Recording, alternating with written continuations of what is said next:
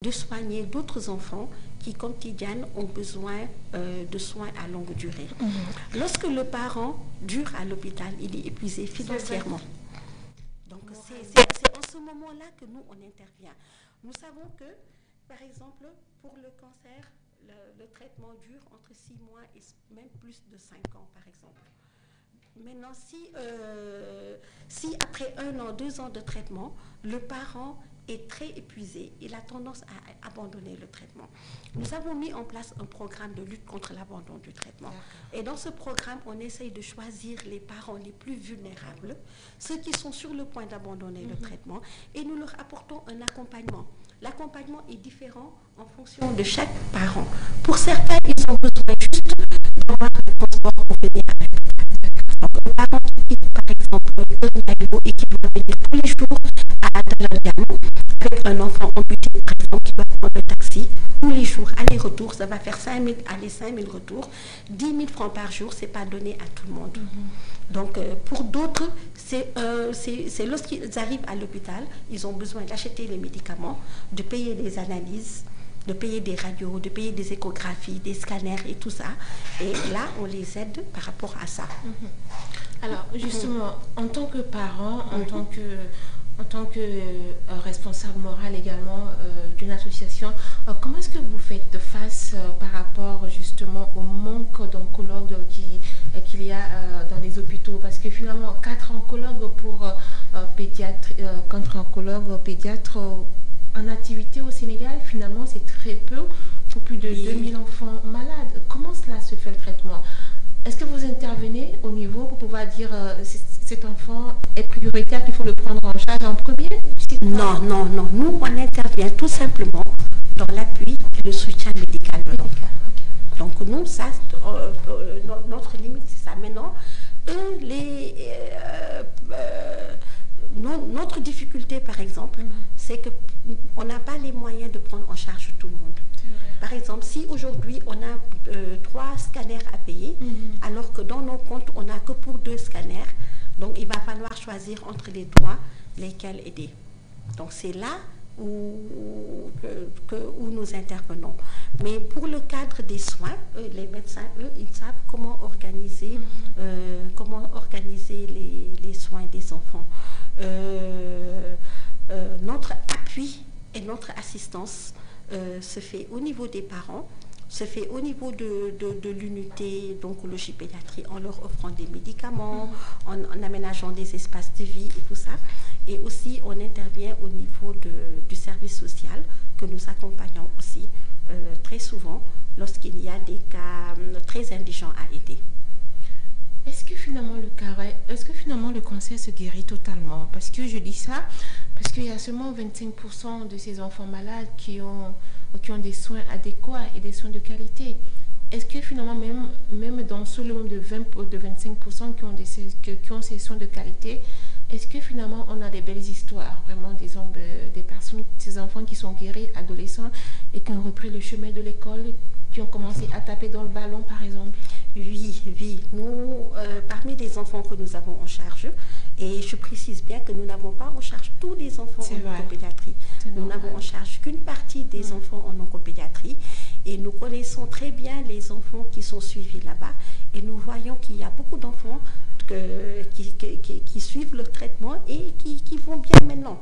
Nous, par exemple, moi je parle d'un cas, une petite fille que nous avions en charge quand elle avait 5-6 ans. Donc sa maman était sur le point d'abandonner le traitement parce qu'elle est veuve, donc elle ne travaillait plus pendant la Covid. Donc c'était très compliqué pour elle. Et nous avons pu prendre en charge la petite. Elle a continué ses soins. Et aujourd'hui, elle a des rendez-vous de 6 mois à 1 an. Donc elle va mieux, on l'a inscrite dans une école et alhamdulillah, elle va bien. Donc il y a une autre jeune fille qui s'appelle Binta, elle avait été amputée du bras suite à un cancer et aujourd'hui, alhamdulillah, elle a des rendez-vous de 1 an. Donc quoi qu'on dise, on a perdu beaucoup d'enfants, certes, Mais quoi qu'on dise, l'enfant peut guérir ou bien peut aller mieux du cancer. C'est vrai qu'avec le cancer, on ne parle pas de guérison, on parle de rémission. De rémission. Parce que oui, ça, oui. Parce que ça peut revenir à tout moment. On a un cas de jeune garçon qui s'appelle Khalifa. Donc il avait été amputé de la jambe suite à un cancer. Il allait mieux, il était en rémission, il avait de très bonnes notes à l'école et tout ça. Mais malheureusement, l'année dernière, le cancer est revenu sous une autre forme. Donc on a pu, c'était très difficile, les soins dont il avait besoin ne pouvaient pas être faits au Sénégal. On a pu l'évacuer en Turquie, où il a fait des chimios intensifs, il a fait des chirurgies là-bas et tout ça. C'est très compliqué. Il doit faire une greffe de cellules souches. Il est en attente de la greffe parce que c'est excessivement cher. Et jusque-là, on est en train de continuer la collecte pour Khalifa, pour qu'il puisse faire cette greffe qui coûte 32 000 €. Et c'est très, très, très compliqué pour lui. Mais quoi qu'on dise, il va mieux. Mais finalement, Madame Kam, finalement, comment tenter de soutirer ne serait-ce qu'un petit sourire à cet enfant, par exemple, non seulement qui est physiquement éprouvé, mais les parents sont financièrement éprouvés. Donc finalement, votre tâche, elle est double. Aider les parents financièrement et c'est un peu de donner un petit sourire à cet enfant. Comment est-ce que vous parvenez à le faire? C'est tellement simple. Arracher un sourire à un enfant qui est couché, très alité sur son lit d'hôpital, est très simple. Il suffit de l'approcher, de le côtoyer et de lui faire plaisir. Lui faire plaisir, c'est même lui offrir un petit biscuit. J'imagine. Donc rien qu'avec ça, l'enfant est très heureux. Nous, ce que nous faisons, on fait très souvent des ateliers de peinture, de coloriage, de dessin à l'hôpital. Donc on y va, on met nos nattes. Donc on fait sortir tous les enfants avec leur perfusion et tout ça. Et on essaye de faire des activités avec eux. Des activités de peinture magique, de coloriage, on fait des bracelets en perles. Donc on fait beaucoup de choses qui leur permettent de retrouver leur vie d'enfant. Et en dehors de ça même, on essaye pour les enfants que nous avons en charge et qui vont mieux, on essaye même de leur faire des sorties. Par exemple pour Noël, on les a amenés au Sea Plaza.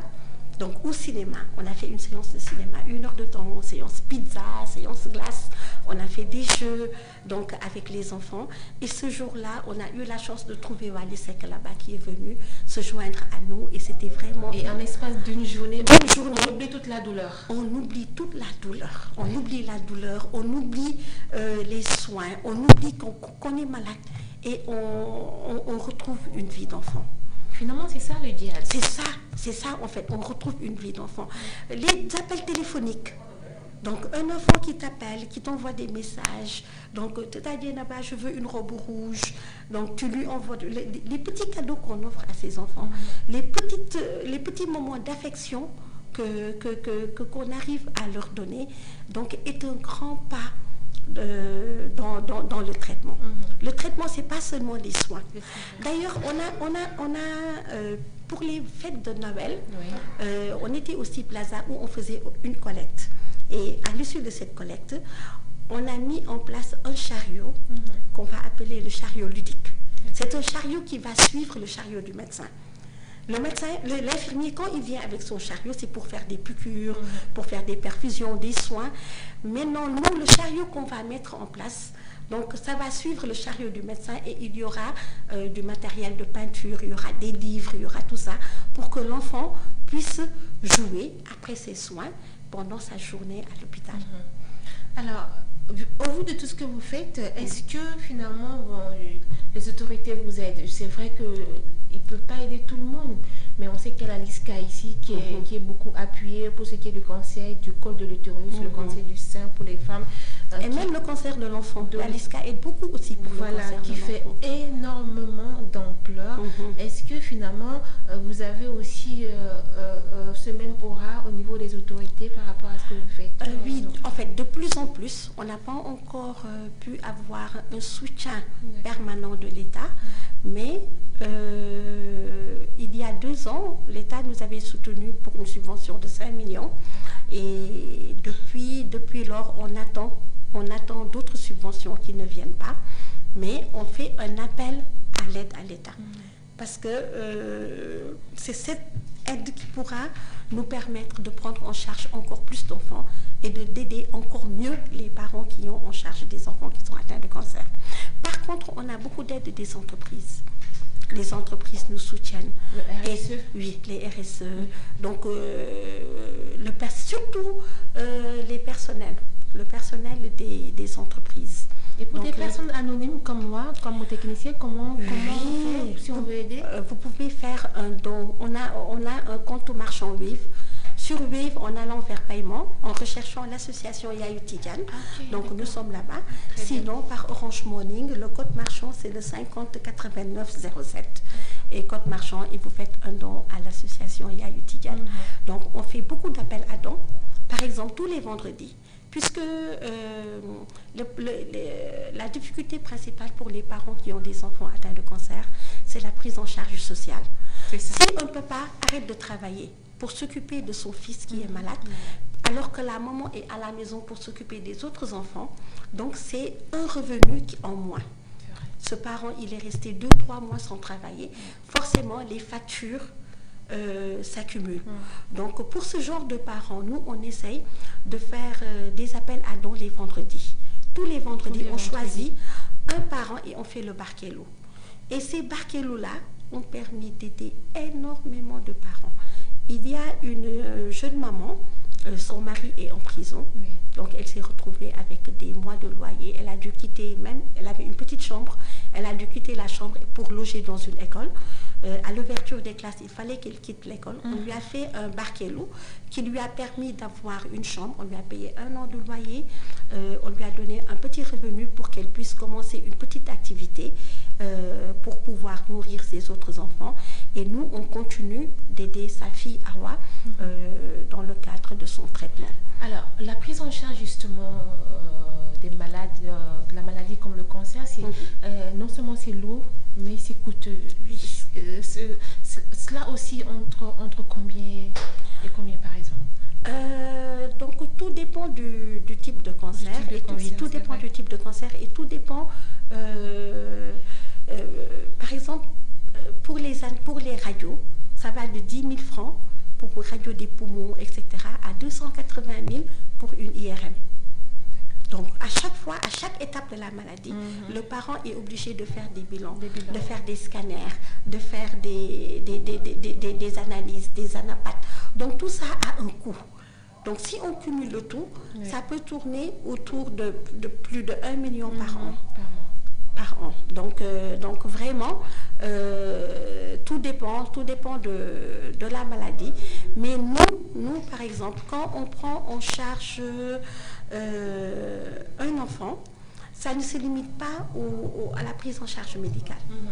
Il y a le transport, il y a l'hébergement, il y a tout ça qui vient s'ajouter aux difficultés de payer les analyses, les radios et tout ça. Alors, qu'est-ce qui pourrait, avant d'arriver à la question que je voudrais vous poser, quels sont les cancers les plus fréquents finalement chez les enfants, surtout ici au Sénégal? Oui, donc d'après les médecins, donc c'est la leucémie, le cancer du sang, il y a le cancer de l'œil, il y a le cancer des os, donc il y a le cancer du rein, donc le cancer du foie. Donc tout ça, ce sont des cancers qui peuvent attaquer l'enfant. Et on ne pourra pas le détecter à l'échographie, c'est pas possible? En fait, d'après ce que j'ai compris, ce sont pas les cancers peuvent se manifester à 6 ans, peuvent se manifester à 10 ans, peuvent se manifester à 17 ans.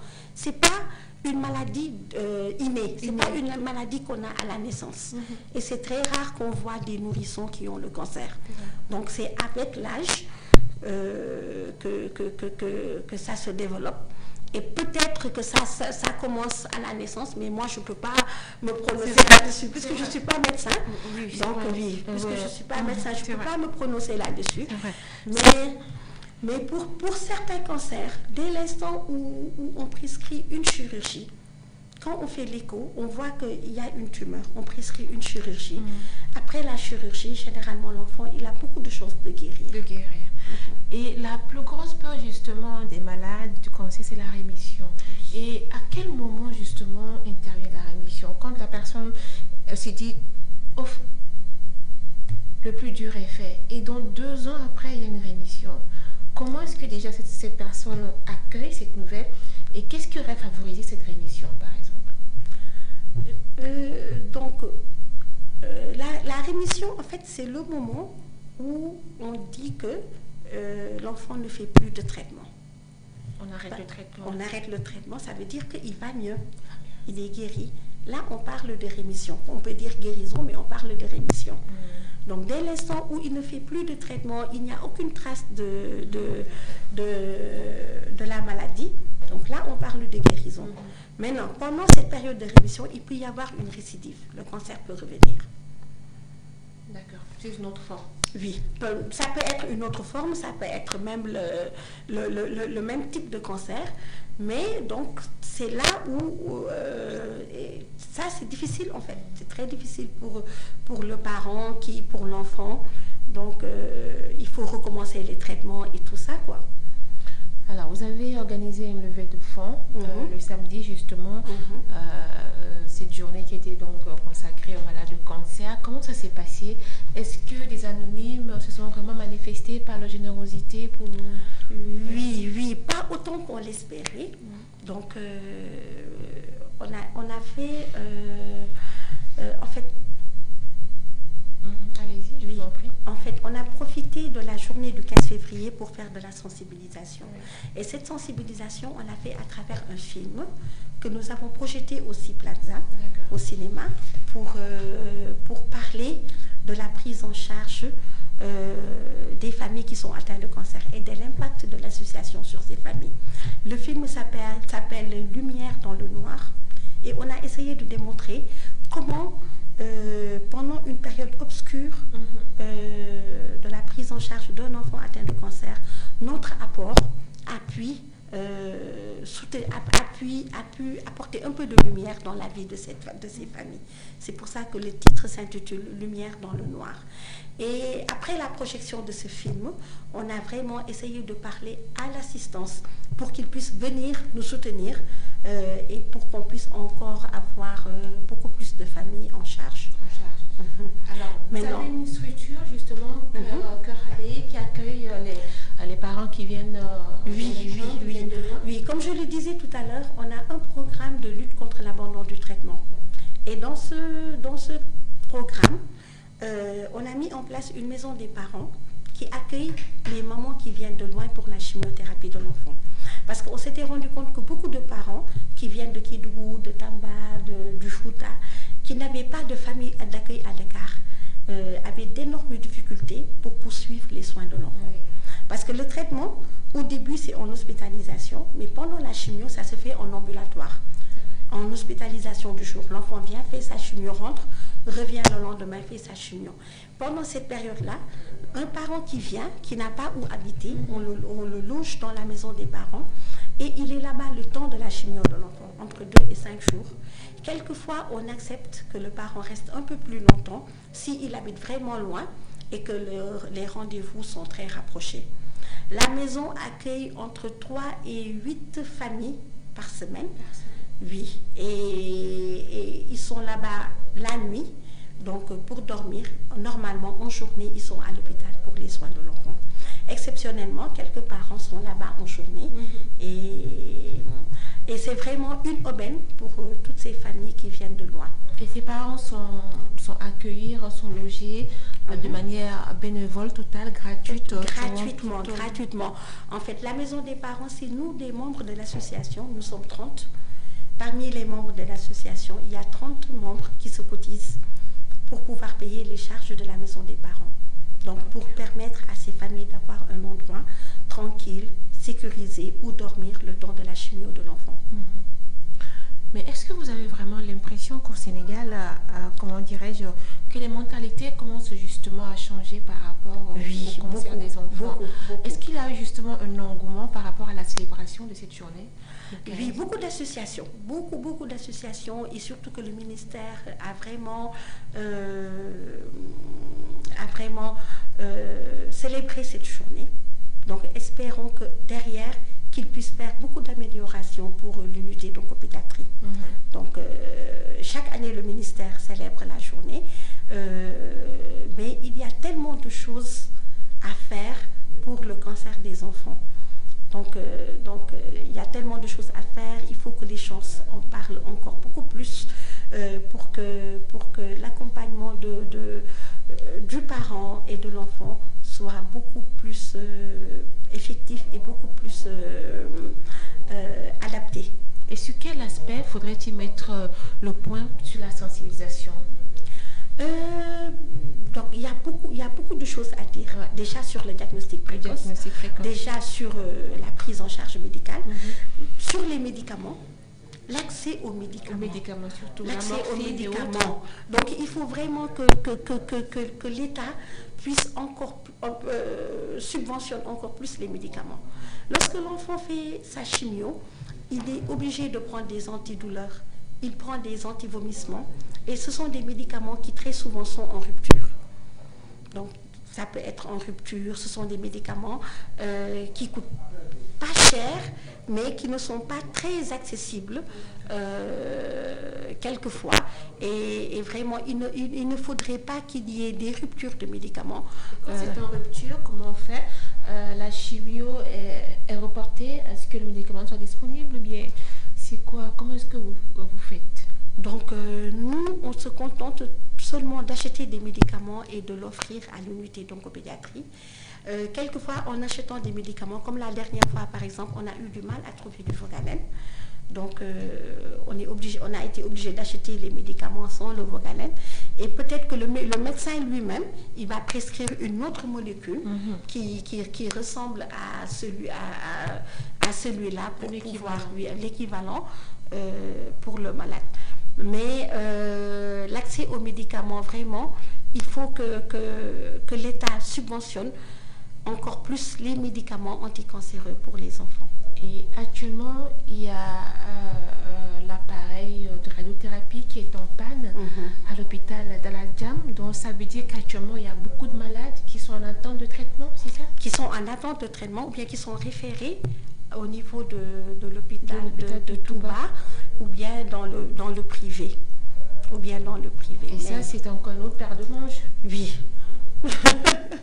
Donc ça, c'est un autre problème. C'est un autre problème. En fait, moi, ce que je fustige le plus, c'est que les enfants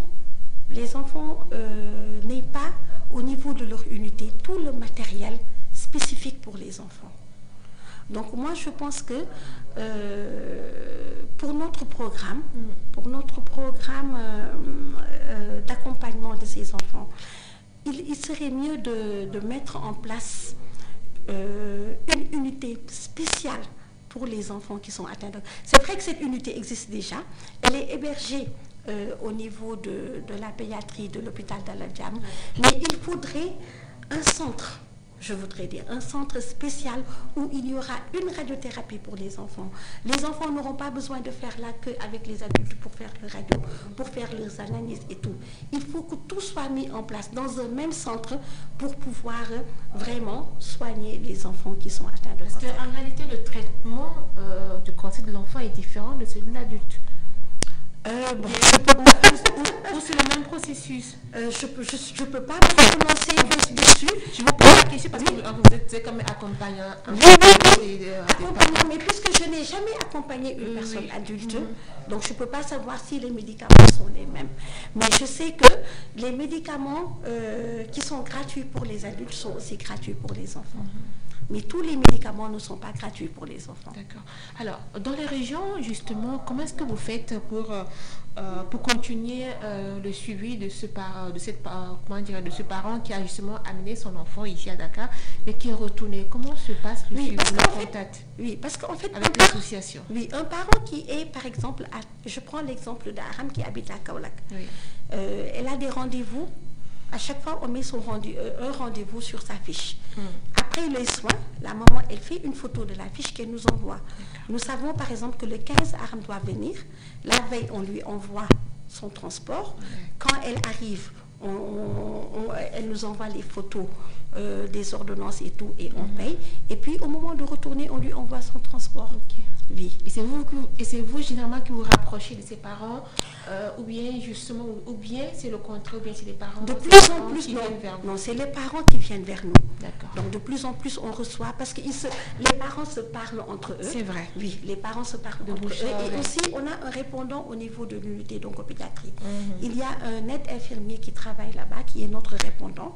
Et dès l'instant où il voit qu'on a prescrit un scanner à un enfant et que le parent n'a pas les moyens de le faire, il nous contacte pour qu'on puisse aider. Quelquefois, on paye totalement, quelquefois, on paye à la moitié. Et aussi, il y a le service social. On travaille beaucoup avec le service social de l'oncopédiatrie.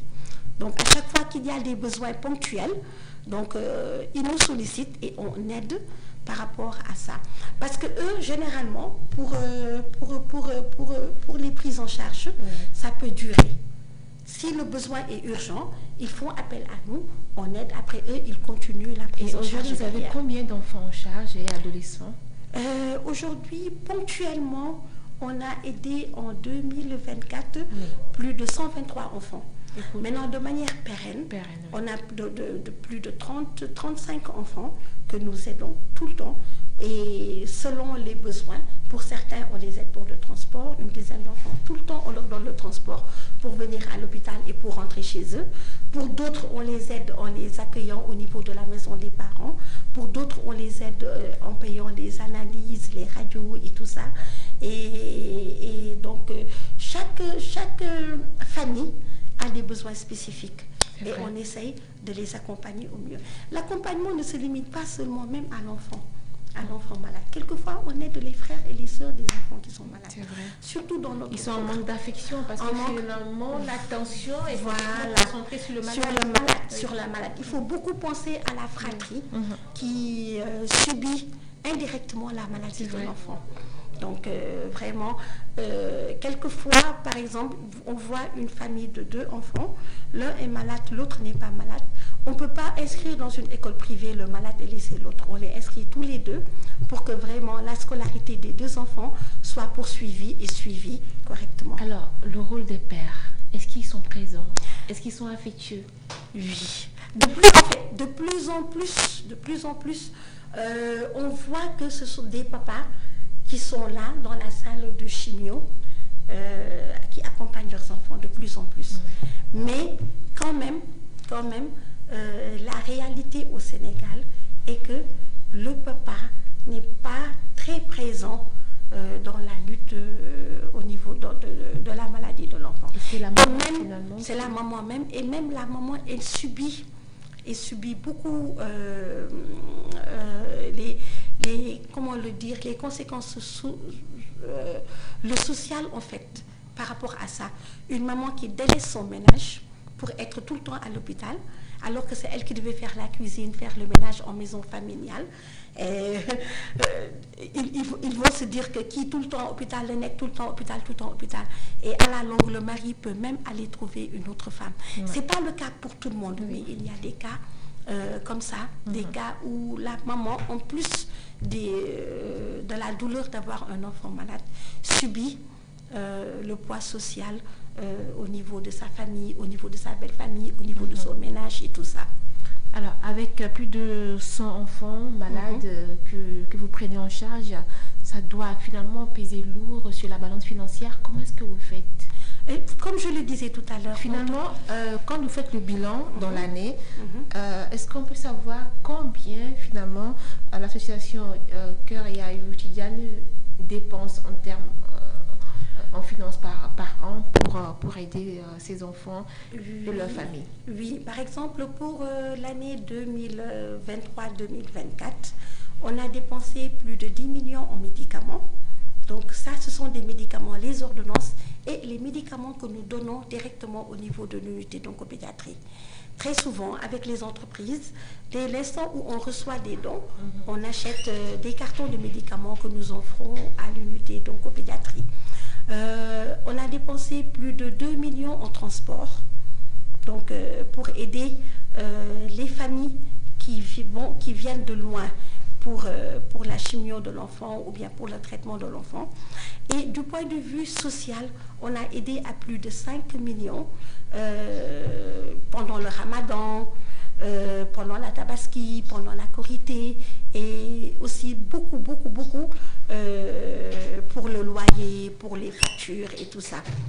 Donc, mais l'année dernière, le chiffre a beaucoup augmenté à cause du cas de Khalifa, parce qu'avec Khalifa, quand même, on a dépensé plus de 50 millions pour ses soins en Turquie. Comment va-t-il maintenant, Khalifa? Khalifa, il va mieux, mais il n'est pas encore sorti d'affaires. Et là, on a relancé une collecte de 20 millions pour pouvoir payer sa greffe de cellules souches qui va lui permettre de guérir complètement du cancer. Il est toujours en Turquie et son état de santé général, ça va, mais il a besoin de cette greffe pour pouvoir guérir complètement. Et en Turquie, vous avez un répondant là-bas, une famille d'accueil? Oui, en fait, on lui a trouvé un appartement à côté de l'hôpital.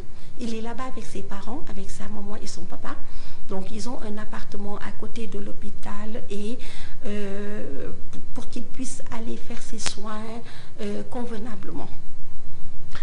Finalement, Madame Djeneba Kane, qu'est-ce qu'on peut vous souhaiter de mieux pour les années à venir? Donc, nous avons besoin de soutien et d'accompagnement pour pouvoir mieux tenir la main de tous ces enfants qui sont malades. Les parents ont besoin de nous. Les parents ont besoin de soutien et nous, on a besoin des donateurs. On a besoin des entreprises. On a besoin de l'État pour pouvoir les accompagner convenablement. Chaque don, ce que je disais la dernière fois, chaque don que quelqu'un fait à l'association est une petite lumière qu'il apporte dans la vie d'une famille. Quelquefois, ce n'est rien. Un parent à qui tu envoies 10 000 francs pour qu'il puisse prendre le taxi, venir à l'hôpital, faire ses soins, donc c'est un pas de plus vers la guérison. Donc vraiment, c'est pas facile. C'est pas facile pour les familles. Le cancer, c'est tout simplement un tsunami dans la vie familiale. Tout est bouleversé. Toute la vie de la famille est bouleversée. Et ce sont des gens qui ont besoin qu'on leur tienne l'épaule quand ils tiennent la main de leur enfant qui est malade. Et finalement aussi, ce chiffre même de 800, on n'en est pas très sûr parce qu'il y a... Non, 800, en fait, quand on parle de 800 à 1200 nouveaux cas par an, c'est ce qui est prévu. C'est le taux de prévalence, en fait. C'est le taux de prévalence, c'est ce que les médecins prédisent pour les cancers de l'enfant. Mais ceux qui sont en traitement actuellement, c'est environ 200 enfants qui sont en traitement actuellement. Et on voit que de plus en plus le taux de guérison augmente. Quand on parle de 25% de taux de guérison, c'est pour certains cancers, mais pour d'autres, il y a plus de 50% de taux de guérison. Comme quoi? Comme les cancers, par exemple, qui sont opérables. D'accord. Comme les cancers qui sont opérables. Dès l'instant où l'enfant, si c'est une tumeur, l'enfant est opéré. Donc, après, s'il suit le traitement convenablement, il peut guérir de la maladie. En tout cas, vraiment, nous le souhaitons de tout cœur pour que vraiment que tous ces enfants-là que vous prenez en charge puissent un jour retrouver le sourire, retrouver les salles de classe, retrouver les aires de jeu, retrouver... En tout cas, moi, pour les enfants que je côtoie, je vois que ce sont des enfants qui sont très matures. Peut-être à cause de la souffrance. Peut-être à cause du vécu, de la souffrance et tout cela. Ils voient la vie autrement. Ce sont des enfants qui sont très matures, mais aussi ce sont des enfants qui sont très, très, très chippies. Vraiment, quand tu les côtoies tous les jours, tu en oublies même qu'ils sont malades. Mais il reste des enfants. Quand on parle d'un enfant, c'est vrai qu'il y a des enfants qui sont très, très, très alités, couchés sur le lit d'hôpital, des enfants qui sont en fin de vie, des enfants qui sont très malades, mais quand même, il y a l'enfant reste un enfant. Il joue, il s'amuse. Donc à l'hôpital, tu les vois courir partout, jouer et tout ça. Peut-être qu'ils n'ont pas très conscience de la maladie. Et tant qu'ils le peuvent, ils vivent leur vie d'enfant. Aidons-le à vivre cette vie d'enfant et à ne pas avoir de rupture sociale. Merci beaucoup. Je vous laisse quelques secondes pour rappeler rapidement le code marchand, ou est-ce que les personnes qui ont des bonnes volontés puissent vraiment... Oui, vraiment, pour ceux qui veulent soutenir l'association, ils peuvent faire un don par Wave. En allant vers paiement, vous recherchez association Yayou Tidiane, Yayou Tidiane Y2A, YOU, donc, et là vous verrez le compte marchand de l'association où vous pouvez faire un don. Et sinon, pour Orange Money, le code marchand c'est le 50 89 07. D'accord. 50 89 07. Le numéro de l'association c'est le 77 184 76 91. C'est le numéro de l'association. C'est parfait. En tout cas, je vous remercie, Madame Djineba Kane, présidente de l'association Yayou Tidiane, aide et action aux enfants malades. Je promets également ici, je prends l'engagement de manière très solennelle également de participer très régulièrement et d'être ponctuelle. Inch'Allah. Mais il faut venir adhérer à l'association. Oui, pourquoi pas. Ça serait génial. Ça serait bien. Et je promets de le faire vraiment parce que ces personnes ont besoin de nous, qui sommes encore bien portantes. Oui. Je vous remercie Merci infiniment de votre fidélité. Merci beaucoup. Mesdames, Messieurs, c'est la fin de cette émission. Je vous donne rendez-vous mardi prochain avec d'autres invités. Merci. Elle rassemble autour des sujets d'actualité à citoyens et acteurs de la société civile